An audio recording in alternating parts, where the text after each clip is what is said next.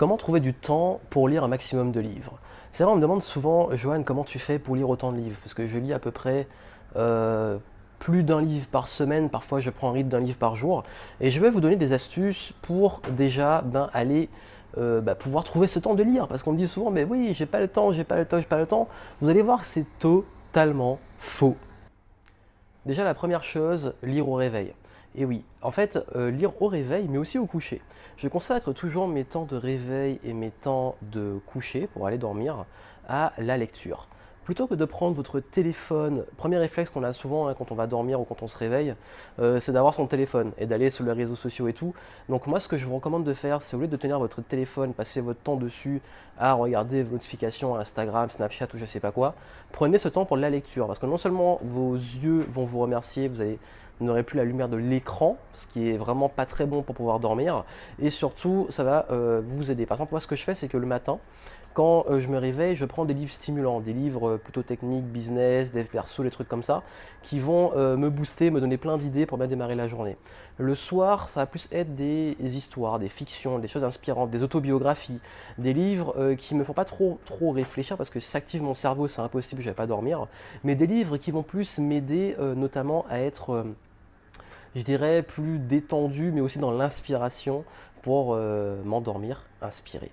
La deuxième chose, et ça c'est très important, virez-moi toutes ces notifications de votre téléphone, tous ces trucs-là, les réseaux sociaux, tout ça, arrêtez de passer votre temps à être notifié, à aller dessus. C'est un conseil que je donne déjà assez souvent en productivité et remplacez ça par des temps de lecture. Et oui, moi ce que j'aime bien faire, c'est utiliser mes temps, quand on remarque le temps qu'on passe, notamment déjà si vous avez la télé et que vous regardez la télé, c'est en moyenne, je crois qu'en France, les gens passent environ 4 heures par jour devant la télé, ce qui est énorme. Imaginez 4 heures de lecture.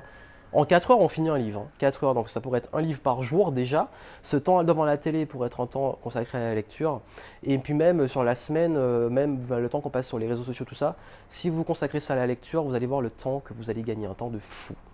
Troisième chose, moi j'aime bien avoir toujours une application de lecture. Je parlais de virer les notifications et tout, plus perdre votre temps sur les réseaux sociaux, les notifications et être toujours alerté, interrompu et consacrer ce temps à la lecture. Moi, ce que je fais, c'est que j'ai toujours une application Kindle sur mon téléphone, mais aussi, bon, j'ai toujours mon Kindle avec moi.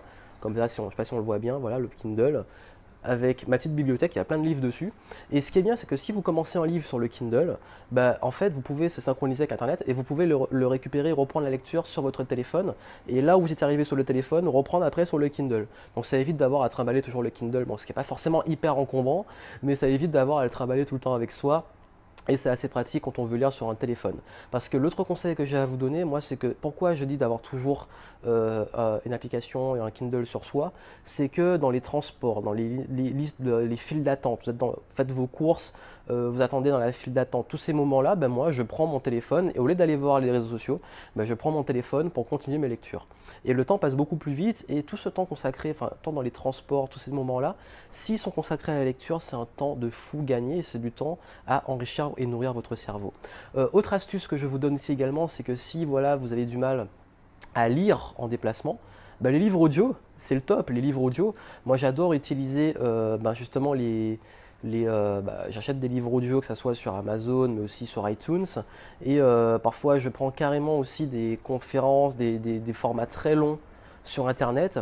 Et je les encode et je les mets en MP3 sur ma playlist de téléphone. Et ce qui fait qu'après, j'ai des lectures des lectures audio, enfin c'est plus de l'écoute, pour mes déplacements, quand je fais du sport, quand je fais autre chose, je mets un petit livre audio.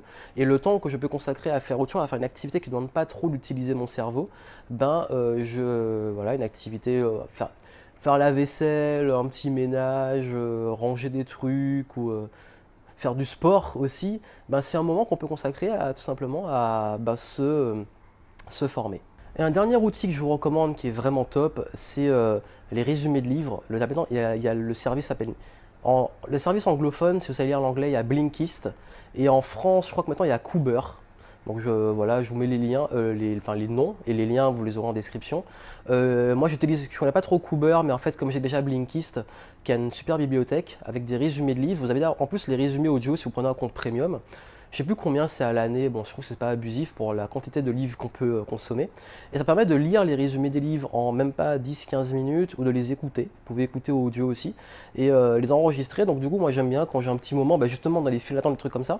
Pas forcément le temps de lire un gros livre ou le temps de reprendre la lecture d'un gros livre, mais on peut l'utiliser pour lire des résumés, ça va beaucoup plus vite et c'est plus agréable. Donc voilà un peu les conseils que je peux vous donner. Il y a vraiment en fait pour moi à la base, même si ces conseils peuvent aider, si vous ne trouvez pas de temps, comme je dis en fait, le temps c'est avant tout une question de priorité. Quand on n'a pas le temps, c'est que c'est pas notre priorité. Mais comme je sais que vous êtes nombreux à me suivre, à vouloir vous former, à apprendre plus vite et lire beaucoup plus, voici les conseils que moi j'applique. Voilà, c'est pas le truc extraordinaire, mais juste si on a un sens profond, qu'on a plaisir à faire ça et qu'on a envie de se former, c'est largement investi. Et d'ailleurs, ça peut vous aider. En dessous, vous avez la méthode FAST et puis un lien vers une conférence où je vous donne toutes mes méthodes, mes meilleures techniques d'autodidacte pour apprendre très vite, lire vite, etc.